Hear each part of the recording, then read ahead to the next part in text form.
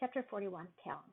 It was the day of Lynette's funeral, a week after her accident. A week of no school, no tears, no nothing. I'd gone for a late morning walk down to the beach, alone. I stood on the sand, wearing my one and only formal blue suit, and watched the waves lap back and forth, wondering why they did that. What was the point, if there was one? Did anything in this world have a point, or was Lynette right? At last I walked home, alone, only to find our house filled to overflowing with people. Friends, family, neighbors, strangers. I hadn't expected all these people. I couldn't cope with them.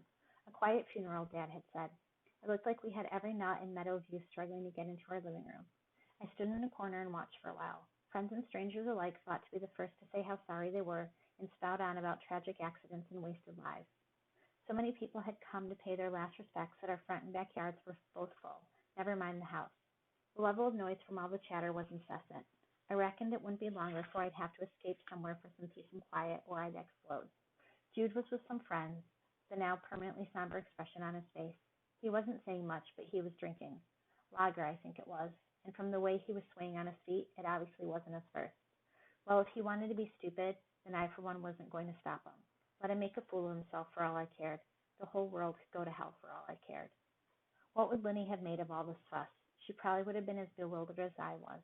And what would Mom and Dad and Jude say if they found out that Linny's accident was anything but? Stupid question. I knew that they'd say, how'd they feel? So they would never know. I burnt the torn up bits of Linny's letter. No one but me knew what had really happened, and I vowed that it would stay that way. I owed Mom and Dad that much, especially Mom. The noise about me was relentless. I read my already throbbing temples. Had Mom and Dad really invited all these people? Where was Dad anyway? I hadn't seen him for a while. Nor Mom, for that matter. I moved around the room as best as I could, shaking hands and nodding my thanks at all that I'm so sorry bombarded me from every direction. Just when I thought I'd have to duck out of the room there or burst, I finally saw Dad. He was huddled in a corner with two other men. One had untidy, wavy blonde hair tied back in a ponytail, and he wore a trim mustache. The other had dark chestnut brown hair and the kind of tan that must have been paid for. He looked almost mixed race, lucky beggar. How I wished I could afford the treatment to make my skin permanently darker. I started to walk toward them, but the intense, solemn look on their faces halted my steps. I watched, concentrating hard on trying to read their lips. Even though I'd never done it before, it was as if I'd somehow convinced myself that all I had to do was focus on the best lip reader in the world. Well, the best not lip reader at any rate. Dad wasn't saying much. He nodded, then nodded again. A word here, a nod there, and that's all he did. It seemed to be enough for the two men, though, because as the conversation went on, they began to smile and pat Dad on the back. Then one of them pressed something into Dad's hand. Dad didn't look at it, but immediately stepped into his jacket pocket. Out of the corner of my eye, I saw Mom enter the room. She looked round for Dad. She saw him and immediately started making her way through the crowd in Dad's direction. Then she stopped. She noticed who Dad was with. Flurry flashed across her face. She pushed toward them even more vigorously then. I was so busy watching Mom, watching Dad, that I wasn't aware of the silence sweeping through the room until it had reached and passed me. Looking around, I saw that every eye was on something going on behind me. No one spoke, no one moved. I turned, wondering what could have happened to cause such a reaction. Seeing her was like a boxer's punch to my stomach. I actually was winded and breathless. Steffi, what was she doing here? Was she mad? Stillness rippled out from her, like the ripples when a stone is thrown into a pond. Steffi walked toward me, looking straight at her, but she didn't say a word. Then her gaze swept past me, her face set as she walked on by. I turned, as did everyone else, to see what she was going to do. She walked up to my mom, who was only a couple of steps away from my dad by now. Mr. and Mrs. McGregor, I just wanted to come and see you to say how sorry I am about Lynette. I know what you're going through. My mother, I know. Steffi's voice trailed off. She'd have had to have the hide of a rhino not to pick up on the atmosphere in the room.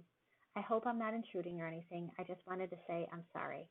Mom was the first to recover. You're not intruding, Miss Hadley, she stepped forward. Thank you for coming. Can I get you a drink? Steffi turned round at all the people staring at her, most of the faces now suspicious and hostile.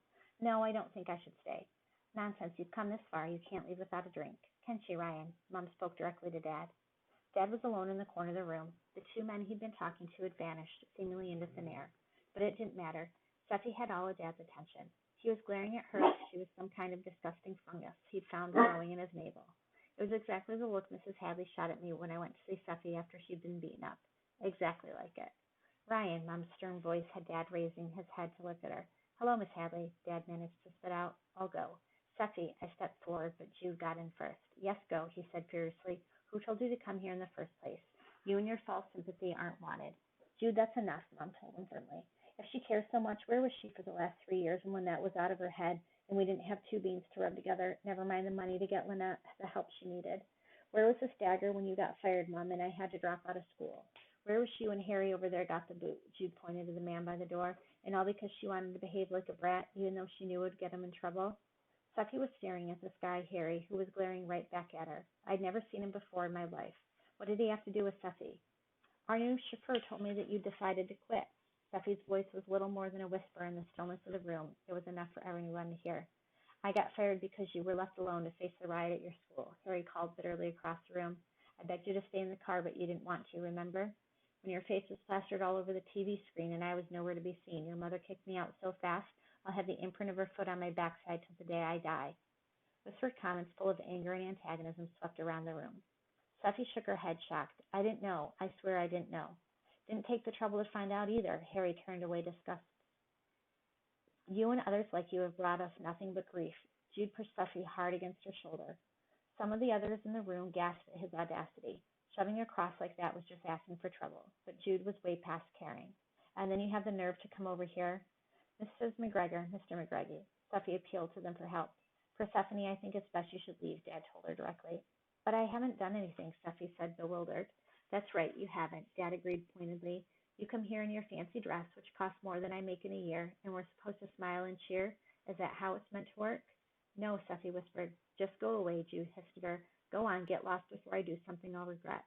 Seffi looked round. Her eyes met mine. I tried to step forward, but some woman behind me grabbed my arm and pulled me back. Let her go. Noughts and crosses don't mix, boy, the woman whispered to me. Seffi shook her head and darted from the room. I could see only too well the shimmer in her eyes as she ran past me. Even though the room was full to capacity, a pathway opened up for her like Angel Shaka's parting of the sea. You had no right to do that, Jude. Mom waited until Seffi had gone before rounding on my brother. Oh, yes, he did, Dad answered before Jude could open his mouth. She wasn't wanted here. Jude only told her the truth. Mom wasn't the only one to stare at Dad. Where had all that come from? I thought Dad's motto was to live and let live. When had that changed? When Lenny died? Or maybe it was there all the time and I just chosen not to see it. Ryan, Mom said.